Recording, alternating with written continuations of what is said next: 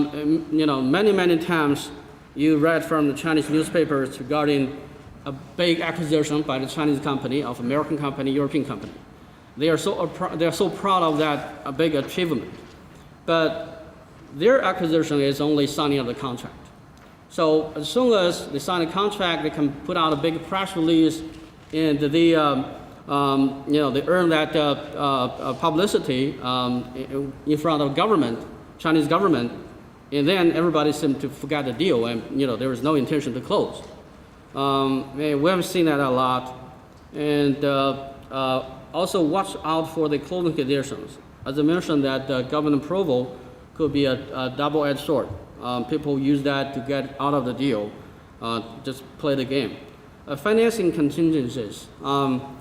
Again, back to my first slide, companies in China are rich, but I don't think they are rich enough to have the free cash to buy big companies in the U.S. People talk big, but people don't have the money. So very often they will line up with Chinese banks. Chinese banks do have the mandate from the government to support and finance acquisitions by the Chinese companies in the U.S. Very often the banks will have their own lawyers, their own due diligence team to look into the seller. So I think if you discuss with your Chinese buyer that any bank will be involved, make sure that you will insist on direct discussion with the banks, and so that you know whether this is the real deal or not.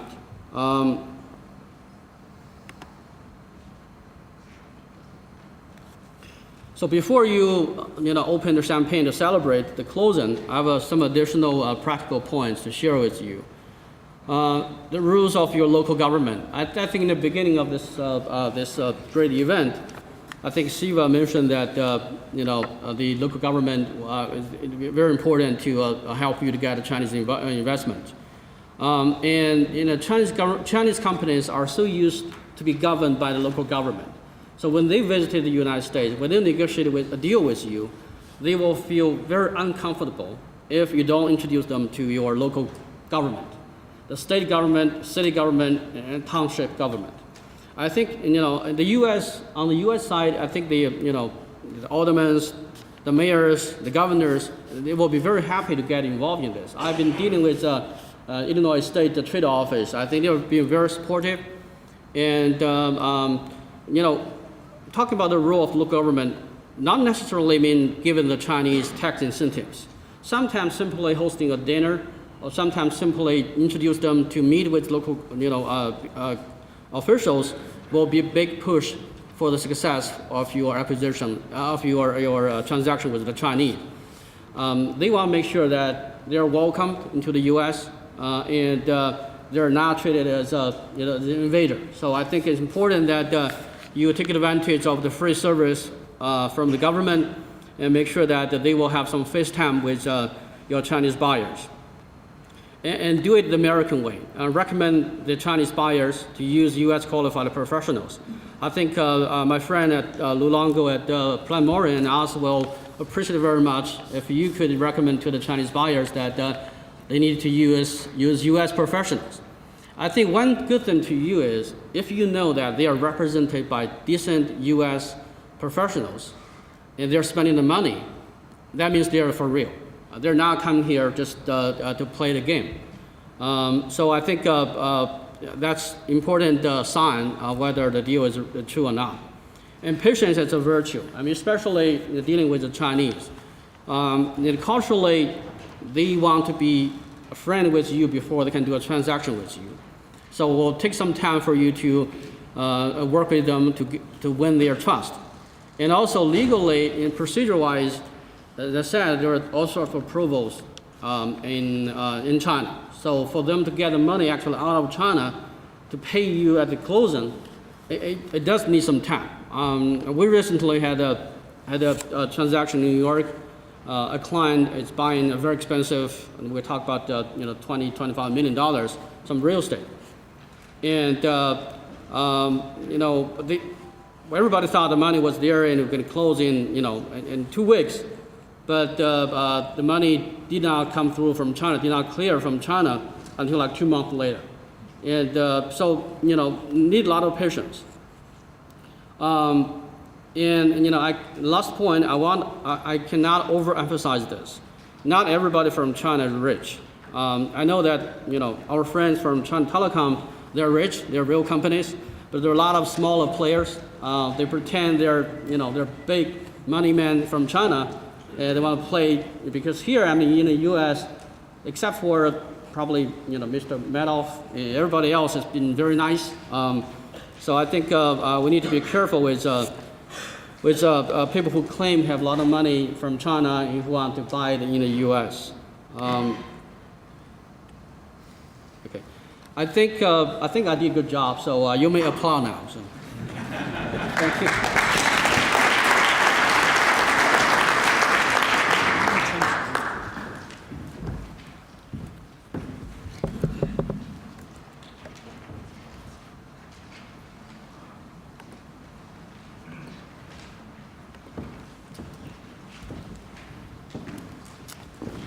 Okay, I'm going to talk for a few minutes at a high level about U.S. folks, some of the consequences to U.S. folks. If you get through everything that Feng talked about and you actually do sell your company to a Chinese investor, or you do take in a Chinese investment, I'm going to talk a little bit about those consequences. The first structure I wanted to talk briefly about is if you have what's known as a C corporation, which is a taxable corporation here in the U.S., these tend to be, and the focus initially of my illustration is kind of a family-owned business. You could sell your business in one of two ways. Generally, you could sell the assets of the business, or you could sell the stock of the business. If you sell the assets, and it's a taxable corporation, the company will pay tax at a 40% rate, and then when you distribute the money to the family or folks who own the business, again, focusing on the small company, mid-sized company, not the subsidiary of the big company, the shareholders then will pay tax at individual rates at another 20%. So typically, in a case where you've got individual shareholders of a taxable company, they will want to sell stock, so they simply pay tax at a 20% rate. The flip side, if you have your Chinese buyers, they're probably going to want to buy assets if they can. Couple reasons usually for that. One is they don't assume all the liabilities of the business that they're buying. They can pick and choose liabilities they assume. And secondly is, assuming they're paying more for the business than the tax basis you have in the assets, if they're going to keep the business in the U.S. or even if they're going to move it overseas, they can write up the basis of those assets to the amount they pay for the assets. So buyers, generally, you have a little bit of a tension. Generally, if it's a desirable business, generally the sellers can prevail and sell the stock of the business.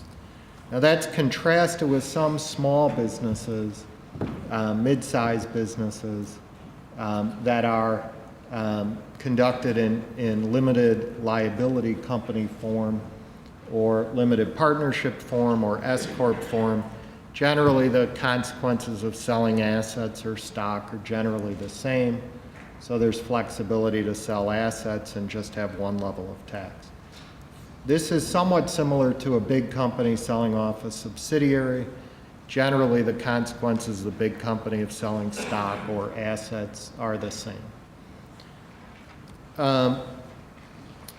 The next slide illustrates the investment by Chinese investors or a Chinese company into a U.S. company. And this is a taxable company again, a so-called C Corp. If you make money here in the U.S., the company obviously pays tax on its profits, and then when it dividends them back to China, you've potentially got another 10% withholding tax in the U.S. The Chinese may get a tax credit for that. The U.S. owners also would pay tax on their dividends received.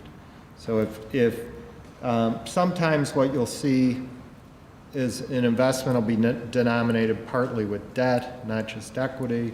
The reason for that is the interest is deductible by the taxable corporation, and then the interest can be paid over to China at the same withholding rate.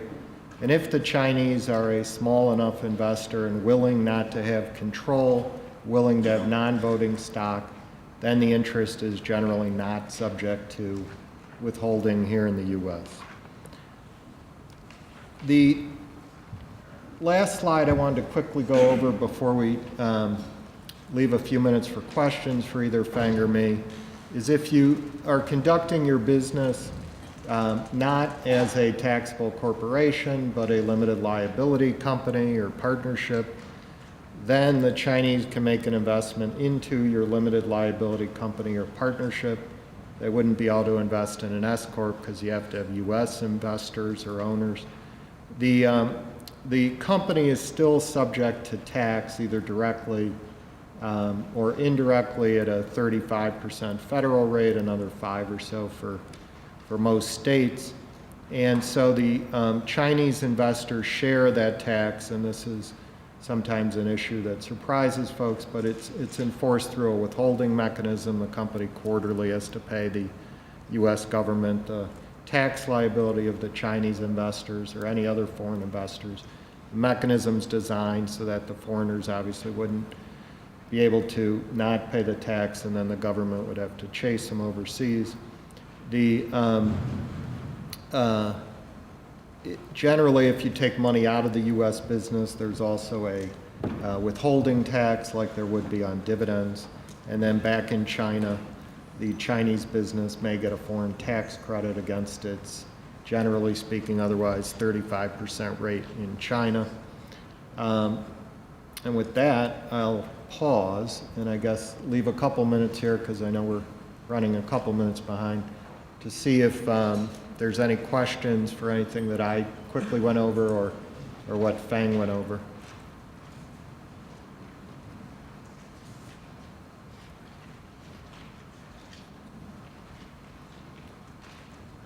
All right, well, I think, Siva, we're ready for our next panel then, which I think you're chairing.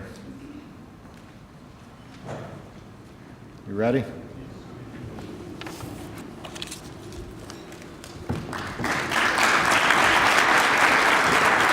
Just like to present this to Feng for joining us. Saul, I was told you and I'll be handled later. Saul and you to Mayfield. Thank you very much. Thank you for sponsoring. Great job, guys. Thank you. Thank you. Well, thank you very much. Then let me ask you a question first. What is your main purpose of coming to this event? To meet people or to make money? How many of you will say and you want to make money? Okay. And Mr. Zhuo talked about that not a lot of Chinese have money, some have money. But let me just share a few observations, what I think, how Chinese make money, okay?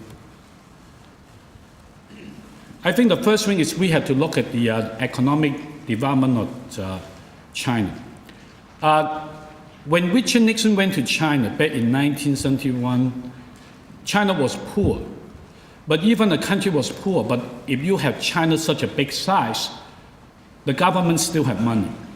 So when they first opened up the door, they begin to import a lot of equipment to build up the economy, try to continue to be independent, because China had been isolated for a long time. And then when Deng Xiaoping opened up the door, they focused on export. And then in the 2001, when they marched into the 21st century, they focused on developing the domestic consumption. So here is what happened. So when China first opened up the door, how did people make money? You had idea, and you had government relationship, they give you the import permits. So when the television first imported to China, they were not allowed to import the whole television. You had to import parts and assembled in China. So people who have relationship, they got the permit, they make money. Then when China begin to export, they focus on manufacturing. So it's a privatization of state-owned enterprises.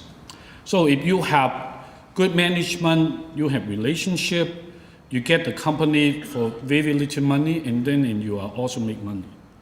When they begin to build up the domestic consumption, then a larger thing is speculation. The number one thing is real estate. That's why when you talk to a lot of wealthy Chinese now, they all make money in real estate, including manufacturing. A lot of manufacturing company, they would do the manufacturing so that they can get the real estate. They use the real estate underneath the manufacturing facility to get a bank loan and use the money to invest in real estate elsewhere. Then something is like the special situation. You look at Baidu, they have the search engine in which when the Chinese government put a restriction on the Google, the stock price shot up now is Mr. Li is the number one wealthiest person in China. Now, so what is the fourth part of gold? I don't think we know yet. A lot of people still speculation, but we know that the real estate investment, the return on real estate is probably towards the end of the of the era. So we are still looking for it. That's what this conference is. But let me share a few observations about the change in the Chinese economy, and then I will introduce the two panelists, talk about what their company have done in terms of their strategy. And you look at the Chinese, and then the gap between the import and export had narrowed. And China's now is import, the rate of increase in import is much faster than export. And you also look at that at the US-China trade. Now, one thing is very interesting. In the 2009, export had contributed negatively to the GDP growth. It's not negatively to the GDP, but the growth of the GDP. That means China is getting less and less dependent on export. And inflation, China is getting pretty significant, and you look at the green line. And we talk about it, the RMB. So, and the wages has increased. So when you look at all those development in China, now is the time for us to talk about what US corporation had done in order to make adjustment to the new development in the economic situation in China. China is developing the domestic economy pretty fast, and we are searching for the four parts of gold to see which area that we can really make something happen. In China, salary, wage, the tax rebate on export, so forth and so on, have put some negatives on the export. And China, to some extent, have become less dependent on export. Now, I would like to introduce the two panelists. Govind Arora, and he was a speaker a couple of years ago. He is with Snap-on Zhuo. He joined Snap-on in August 2006.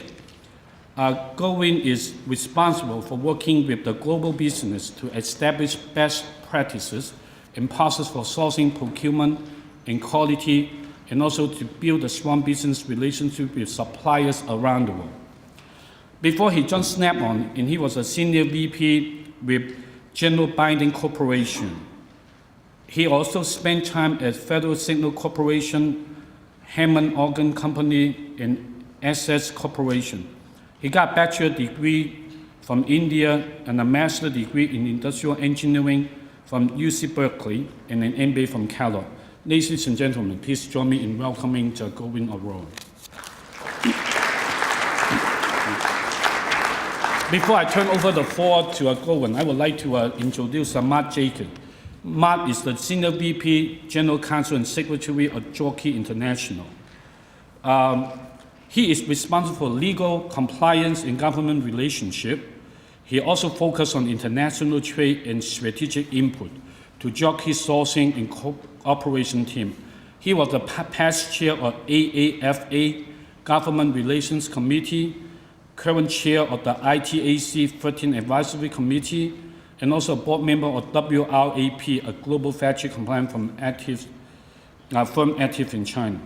He got a BBA in economics with honor from University of Iowa, Hawkeyes, and also a law degree from SIU Southern Illinois. Please join me in welcoming Mark Jaeger.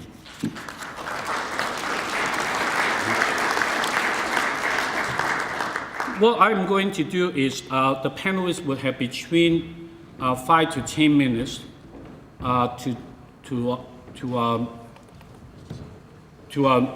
talk about their company and what they have done and what they think about the future strategy. And we would have some Q&A, and I will open up the floor for questions with about 10 minutes left. Please go on. Thank you. Thank you. Thank you very much.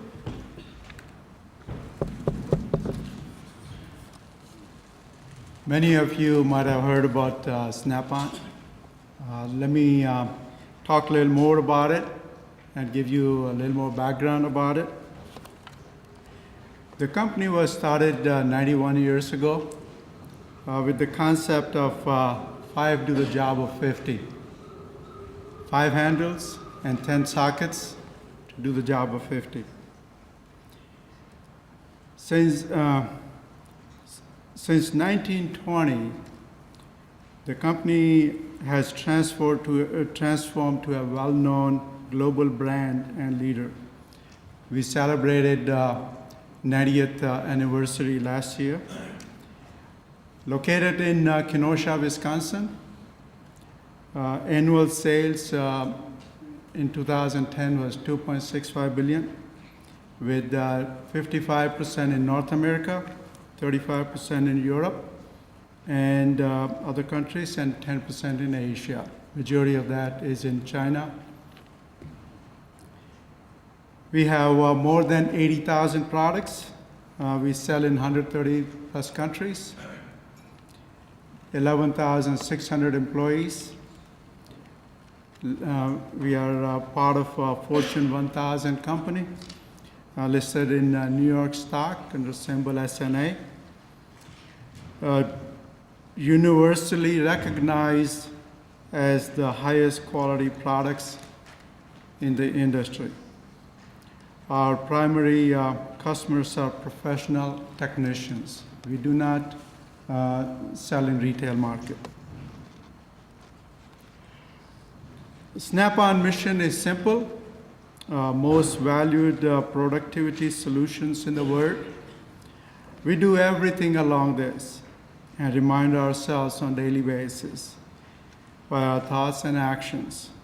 Our beliefs are non-negotiable product and workspace safety, uncompromising quality, passionate customer care, fearless innovation, and rapid continuous improvement.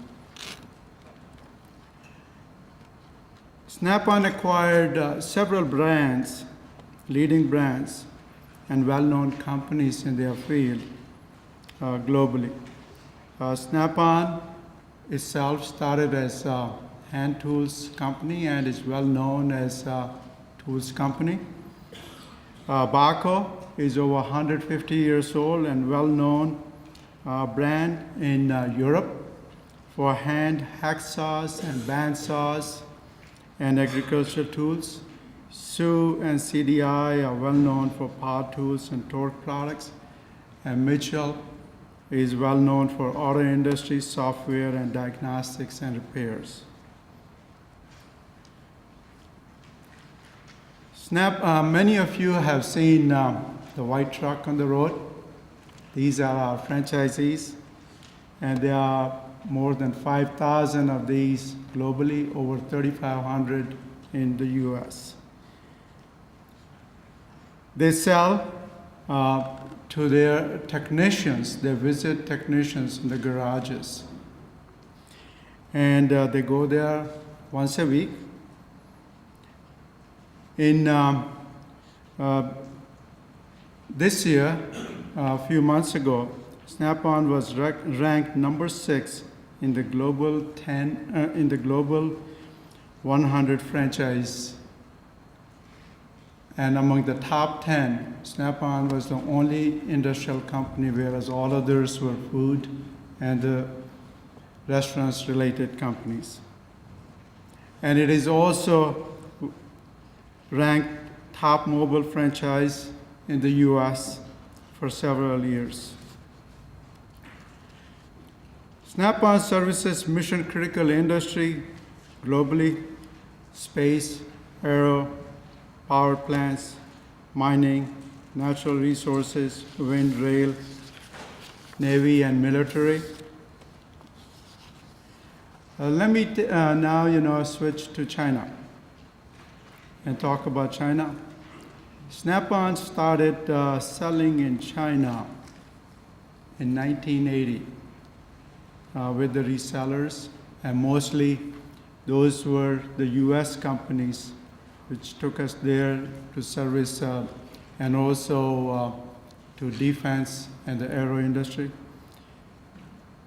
Our China business headquarters is located in Shanghai, and we have manufacturing operations in Kunshan, about 50 kilometers west of Shanghai, and in Shaoshan, which is district of Hangzhou, about 140 kilometers south of Shanghai.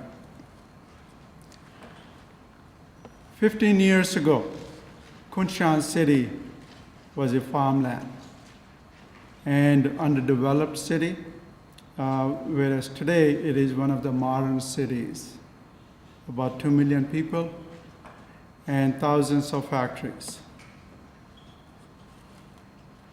In 2003, Snap-on acquired 11 acres of land in Kunshan, and today we have set up three different manufacturing facilities and an R&D center. Snap-on is among the pioneers in Kunshan. In 2008, we started a joint venture with a company called Wanda Manufacturing and Hand Tools Company in Shaoshan. And last year we acquired the 50% of it, so now we own 100% of it. So this way all the manufacturing operations are 100% owned by Snap-on. At this location, we have 9 manufacturing buildings on a 16-acre plot, and we employ about 650 people here. Let me switch back to Kunshan. As I mentioned earlier about Kunshan, we established a manufacturing company in October 2003. We started our first plant in 2004. Plant number 2 was started in 2007 and 3 in 2009, and the R&D center this year. All the plants are ISO 9001, 2008, and ISO 14001 environmental certified. In 2004, we started with 6 people, and now we have 430 people. In 2004, we started the plant 1, as I mentioned before. We transferred the technology and the manufacturing skills